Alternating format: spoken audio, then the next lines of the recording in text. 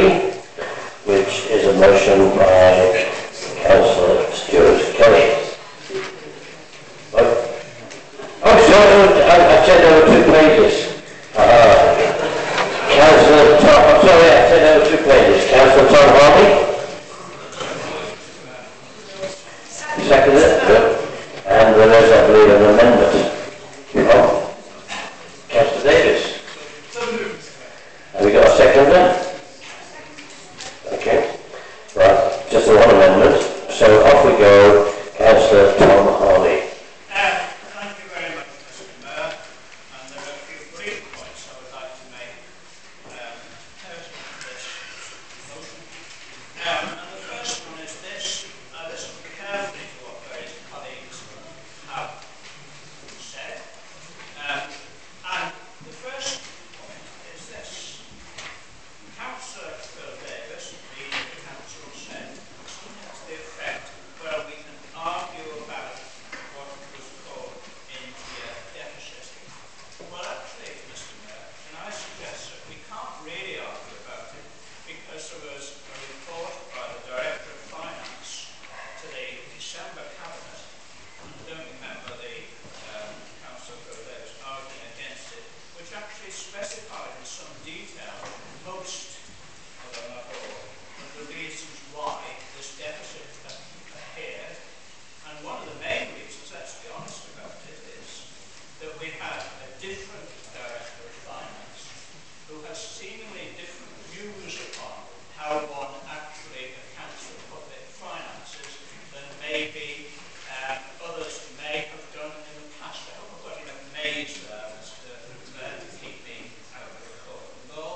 But that is the truth of the matter. And those issues have been quantified. And one of them, for example, about various failures to collect debts, we were told date back at least 14 years. Now, I'm sure that the small group who were on the cabinet when we recommended a budget to council might have had all sorts of abilities, but going back 14 years was not one of them. So I really do think, Mr. Mayor, we need to actually make sure that we are giving a full story. And as I said at the last council, it's really a question of convincing each other, although we persuade ourselves that's important. It is actually being trusted by the people of this borough. And as has been said, going on to my next point, is the issue, and I regard this as the Steve Faust doctrine, in fact. And he always said that it is the duty of people here, he said when he was leading the council, to actually make representations to the government, regardless of the colour of the government, and that's what we're here for. We're elected to represent the people of Wirral. We're not elected to represent the people of North Dorset or wherever it is. That point was made by a wise member of the government party earlier. So I would fully agree with that. And what really I think should have been done, and in fact, to be honest, I thought was happening when I was asked to go down to London, was to find ways of actually having a detailed case for this borough. And I do recognise that various moves have been made to Sedona and so on, but of course each authority is different. And we have different needs in this borough, some of which refer back to the well over 17 million now pounds, which has in fact been accounted for in a somewhat eccentric fashion in the past, at least in the non-standard methods, by non-standard methods. Now, I do feel that obviously this isn't going to end here, because the issue was raised by my colleague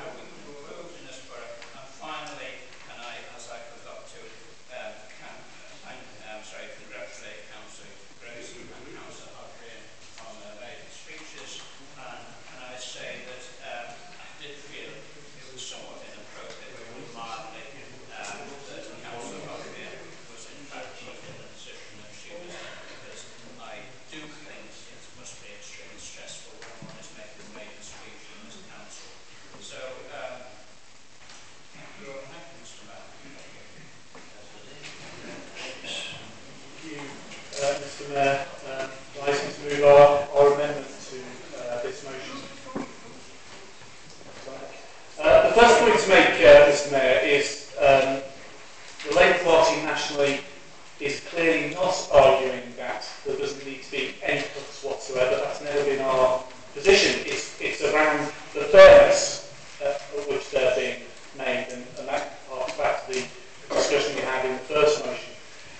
We do believe that the government is cutting too deep and too fast, and we do criticise what's going on nationally because clearly we have no growth in this country. And we clearly have seen nationally, and we've seen evidence of that in this borough, of the private sector. The theory was that the private sector would replace the jobs lost in the public sector. Well, that's clearly not happened, and it is just, I think, it's just disappointing that the government doesn't appear to have a plan B to get our economy moving again. Secondly, Mr Mayor, we don't accept the argument that our financial problems are, as Tom Harney has said in his paragraph 2, are made in Wirral.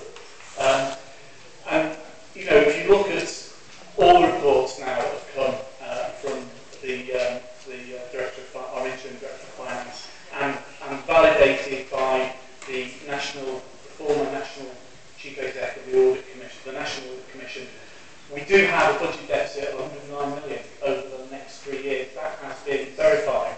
That's not made up. There is an evidence base for that. We need to make those cuts over the next 3 years. And it is very clear, in my view, Mr Mayor, that responsibility lies firmly with the government, who, either in the form of cuts to the tune of 62 million in grants, or a failure to fund demographic growth, particularly in adult social services and children's service, to the tune of 47 million. The vast majority of that deficit is accounted for by government failure in terms of cuts in grants or failure to fund increased costs. And this is where the arguments in the previous motion comes in, that the area cost adjustment, which has been abolished by this government, that's exactly what that fund created by the last government did. It enabled us to make provision for high levels of deprivation, which we used. That money's now been withdrawn. In 13-14, the 17 million shortfall in our government grants is added to by 22 million, the vast majority of which, again, is a failure by government to fund growth in our elderly population and the increasing demands on our children's services. And as we've said on many occasions, that's been added to by the exceptional items, a big proportion of which is a £17 million overspend that we inherited.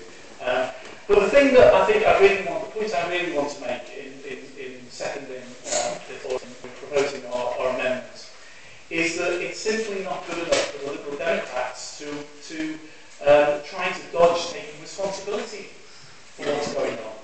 You know, they are part of a government that is making massive cuts in local government funding, and we've talked about the unfairness of that. And it's really disappointing that Liberal Democrats locally seem to be unwilling to challenge what is going on at the local level in terms of the experiences of Wirral residents. I think it's deeply disappointing that they're not prepared to make a stand, and I really fear for them the electoral consequences of that, but that is a matter for them. So, Mr Mayor, I'm proud of the fact that the Labour administration is clearing up the mess left by the previous administration. We're determined, Mr Mayor, we're determined to put the council's finances on a firm footing. I'm proud of the fact that under Labour, Wirral Council is now a living wage employer. I'm proud of the fact that we've shown how much we value our staff by maintaining an enhanced 7 scheme, which the party opposite voted against. And I'm proud, Mr Mayor, that in our forthcoming budget you will see proposals that will protect vulnerable communities that are facing the biggest attack by any government on local authority funding since the Second World War. I second.